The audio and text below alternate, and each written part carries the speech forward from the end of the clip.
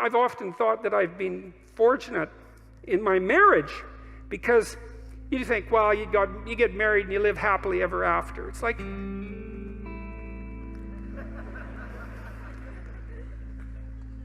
that's not it, is it? You don't want that even. What do you want? You want your partner to do just all she's going to do is sprinkle rose petals in front of you, right? And pat you on the back of the head and tell you how wonderful you are constantly, day after day. Man, you'd be so sick of that after maybe it'd take a month. But let's say 2 weeks. You'd be, because she should be more on the side of who you could be than on the side of who you are. And if she's deluded enough or terrified enough to worship you in your current form, then, well, that doesn't say much for her. And it certainly isn't very helpful for you. You want someone that's going to get in the way now and then, and to contend with. And I've been fortunate in my marriage because I have someone to contend with. We have our discussions, and they're not easy. Well, but partly because we have hard problems to solve, because life is full of hard problems. I want someone who will stand up, and have her say, even if it's not what I would say. And maybe I'm even willing at times, because she's quite intuitive and a good dreamer, and I'm more facile verbally. And so we have to be careful in our relationship, because if I'm in a particularly ornery mood and she has something to say, I can usually slice up her arguments verbally, and that's fine as far as I'm concerned, because I get to win. But it's stupid. Well, it's stupid. It's, first of all, that doesn't mean I'm right. It just means I can formulate verbal arguments slightly faster than she can. But her intuitions and her dreams are often extraordinarily accurate. And so we've learned to some degree, to buttress each other's arguments just on the off chance that the person that you were foolish enough to marry might know something you don't now and then about something important,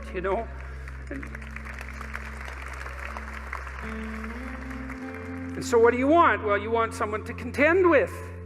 And then it's an adventure, and then you have someone that you love and that you respect. And that's not a bad combination for longevity of relationship. And then maybe if you have someone that you love and respect and that you can communicate with, then your children also love and respect her or him. And then that's pretty good for them, because they've got some parents that they could love and respect. That's a good combination. It solidifies their life. And so you want to contend with them.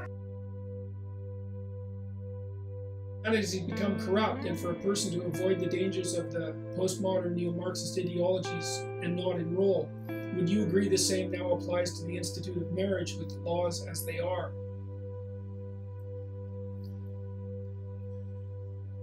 No, I wouldn't say that.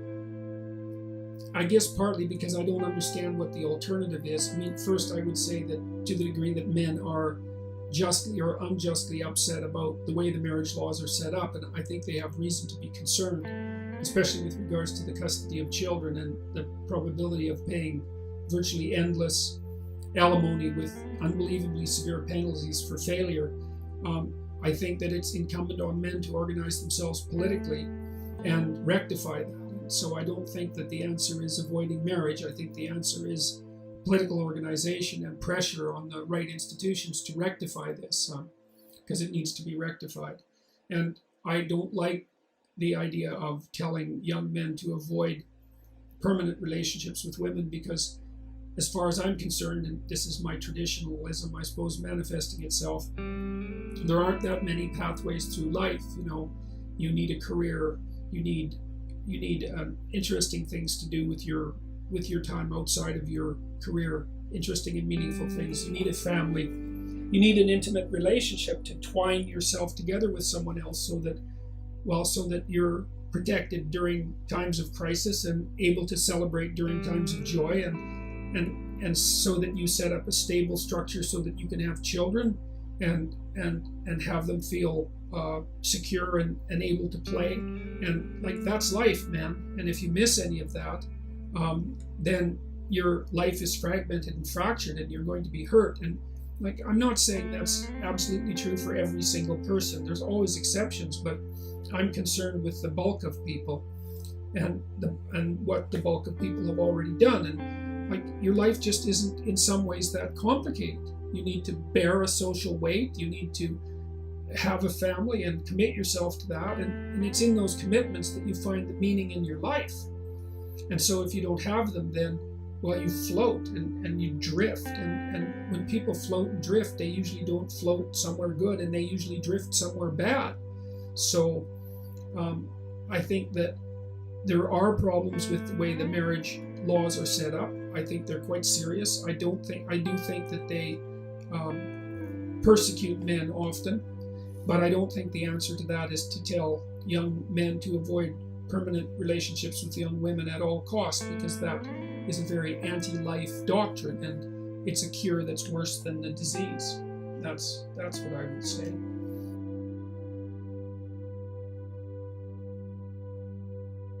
One of the things I tell young people all the time, I'm not a very typical psychologist in this regard, because psychologists like to pat people on the head and say, "You're all right the way you are."